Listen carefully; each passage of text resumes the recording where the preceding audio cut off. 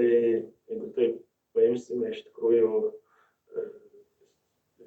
turim, kaip aš juokauju, 100 dienų ir tą 100 dienų kartu su komitetu, kartu su kolegomis parlamente ir aišku su ministerijos darbuotojais, kurių yra tikrai daug puikių ir gebančių dirbti, galvojame tam tikrus padaryti, kur lūkesčiai buvo iškelti, tam tikrus sprendimus. Tai, kaip žinote, pagrindiniai tokie buvo, aš identifikavau tas problemas, kurias ir žinutės siunčiau ir po pokalbio ir su premjeru ir prezidentu. Tai kur matėme dabar silpnas vietas, tai čia jos yra bendradarbiavimas su socialiniais partneriais stiprinimas. Iš tikrųjų, galiu pasakyti, mūsų visos durys ir mes patys esame atviri. Ne tik tai galite atvykti, diskutuoti ministerijoje, bet taip pat yra ir vyksime į vietas, kad pajaustume tą pulsą, ne tik tai ministras, kai atvažiuoja vienas, išgirstų ar su komitetu, jeigu reikia, jūs irgi darot išvažiuojamus posėdžius, prašom, jeigu reikia kurios krypties mūsų ministerijos specialistų, tai kvieskite, jie tikrai su mielu dalyvaus ir išgirs tas problemas iš pirmų lūpų. Aišku, dabar svarbus 25-27 metų biudžeto projektų suderinimas, aš jį irgi jau tą pirminį tokį mačiau, bet čia gal ir atskiras klausimas, kada galėsim ir komitete susitikti. Šiandien tik tai vienas iš mano tokių irgi prioritetinių tokių žvilgsnių darbų. Ir čia labai didelis toksai kitas lūkesčiai, tai administracinis naštos mažinimas, biurokratinės naštos mažinimas, pasitikėjimo žemės ūkio, būtent institucinio žemės ūkio institucijų, kurios dirba su žemės ūkio didinimas. Čia jau einam toliau, tai dar ten grįžkime su šitą.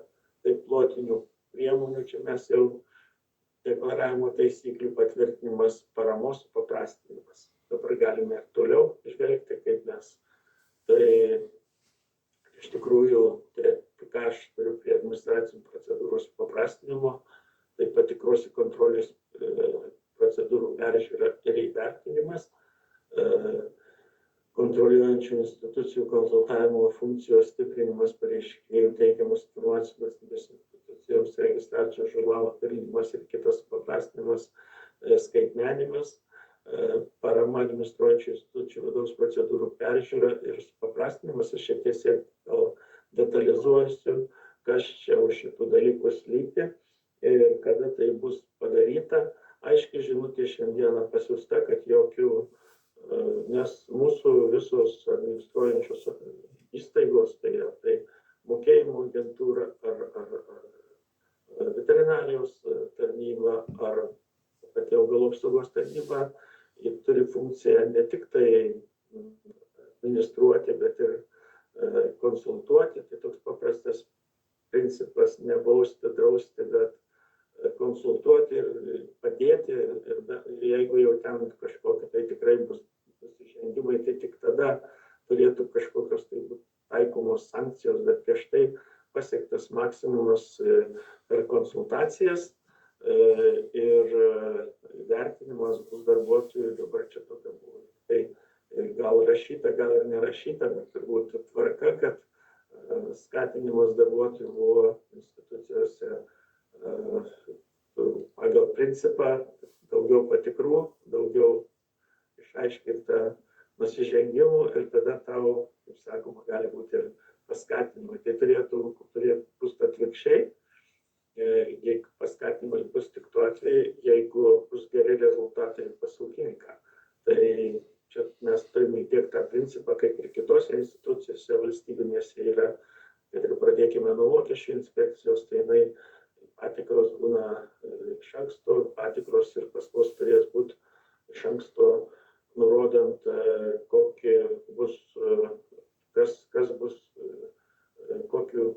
kas bus tikrinama, kad ūkininkas žinotų, Ir dar, kad po vieną instituciją nevažinėtų, kad visus kartu važinėtų. Ir dar kartą akcentuoju, jeigu neužakcentavau, aiškiau tai, kad patikros tik tai gali būti kartu dalyvaujant ir ūkininkui, nes šitos visos tarnybos nevykdo operatyvinės veiklos ir įėjimas į savininko erdvės, tai yra tikrai priešįstatyminis. Tai toks principas bus įdiegtas. Ir aš čia pasakyčiau, tikrai per tą laiką išanalizavau, kodėl taip atsitikė. Čia nėra, kad štai per dabartinę kadenciją čia buvo tokia sisteminė, aš pasakyčiau, klaida. Aš neminėsiu ministrų, kurie tuo metu buvo, bet štai 14 metais mes turėjome, buvo įdiegta tokia kontrolė ir teisinta poįstatyminiais aktais, tai susijusių asmenų kontrolė. Jinai, kai žinome, dabar vyksta kartų kaita. Tie 90 metais ūkininkai, kurie ryžosi ūkininkauti, šiandieną jau garbaus pensinio amžiaus tampa ir jie bet kokiu būdu stengiasi privilioti savo ūkius jaunąją kartą. Yra programos jaunai kartai, kad gali kurtis kaip jaunasis ūkininkas, tačiau kaip įsikuria, prasideda jau tokie linksmi dalykai, nesuprantami sveiko proto dalykai, kad ūkininkas negali vienam kieme, sūnus negali pas tėvą kiemę laikyti ant technikos, sūnus negali pas tėvą, tėvas pas sūnų, jeigu gavęs paramą, nuvažiuoti kažkokią tai paslaugą, ne paslaugą, bet tiesiog kartu kooperuojantis kažkokius tai darbus atlikti. Tai visas šitas iš tikrųjų nuo mano atėjimo žinutė aiškiai pasiųsta, to negali būti ir negali būti persekiojami jaunieji ūkininkai. Yra problemos, gali būti, tos problemos tam ir yra visose institucijose tokie rizikų vertinimo grupės, skyriai, kurie turi įvertinti ir atitinkamai kontroliuoti, kur yra didesnė rizika. Bet to statistika europinė rodo, kad 5% maždaug yra tokių, kurie nori kažką tai piktnaudžiauti, bet kodėl 95% turi kentėti visų mūsų kaimo žmonių arba dirbančius žemės ūkyje. Dabar iš tikrųjų, tai čia kalbėjau apie susijęs žmonių paramos arba procesas sąvokos apibrėžties peržiūrą. Aš galvoju, kad mums reiks Seimo kažkokio tai įstatymų pakeitimo, tačiau tikrai jo nereikia, reikia tik tai sureguliuoti tvarkas. Reguliuoti tai tvarkas, nes reikia vadovautis tuo pačiu principu, kaip ir žemės pirkime susijusi asmenys traktuojami, tai tėvas ir sūnus ir dukra gali turėti po 500 hektarų, o čia kažkodėl mes sūnus negali verslo atidaryti ir žemę gali, o toliau paramą jau gauti negali, jisai traktuojamas kaip susietas. Tai sakau, rizikas ypatingai tam yra grupė, kuri vertina, kas nori, kurie piktnaudžiauja. Tai galima juos identifikuoti ir su jais stipriai dirbti. Tai toliau įkainių katalogo įgyvendintas paramos priemonės sudarymą. Tai jau ministerija dabar atėjus pradėjo atlikti įkainių skaičiavimą šioms investicijos, mėšlo krautuvė, traktoriaus priedų, puspriekabė, šienapjovė, skutiklai, taip toliau, trąšų barstykliai. Ir čia bus susieta visos šitos, irgi galima susieti ir su klimato kaita. Man tikrai keista, kad tokių įkainių mes dar nebuvom čia pasidarę, nes tokia pat įkainių sistema, įkainių katalogas veikia energetiniuose projektuose, aplinkos ministerija yra taiko. Kaip pavyzdį galiu pasakyti, turbūt daugelis mūsų esame įsilenkę saulės elektrinės arba siurblius, oras vanduo ar kitokius įrenginius keitėsi, tai ten, žinot, yra įkainiai ir tu turi tą ribą, kiek tau kompensuojama, o toliau jau tu nori ar pirkti Panasoniką, ar kokią Hitachi, ten ta įranga, tai jau čia paskui tavo yra iš tikrųjų kainos ir kokybės santykis, mes kompensuojam tą nustatytą ribą, tada atsiranda, nebus sumažėję biurokratinė našta, projektai nėra tokie sudėtingi ir atsiranda sveika konkurencija ir tikrai čia, kai kalbam apie korupciją, tai va čia yra nes nereikia sudėtingų projektų ruošti ir čia atsiranda visiems tam tikros erdvė. Paskui aš pasakysiu, per kiek laiko mes čia planuojame šitas jau įgyvendinti priemonės. Tai gal dabar čia jau galiu šitoje vietoje pasakyti, kad mes duotas terminas šitiem tikslui pasiekti, mes per 10 dienų, darbo dienų turim identifikuoti, turim visas tas problemas ir jeigu reikia įsakymų, keisti įsakymą, jeigu reikia vyriausybės nutarimo arba įstatymų, kai kur reiks ir įstatymų, kur buvo priimta tam tikros administracijos nuobaudos, tada tikrai kreipsiuosi į kolegas komitete ir prašysime, kad būtų kuo greičiau priimta. Bet pagrinde čia reiks pakeisti tik tai tokius poįstatyminius aktus. Dabar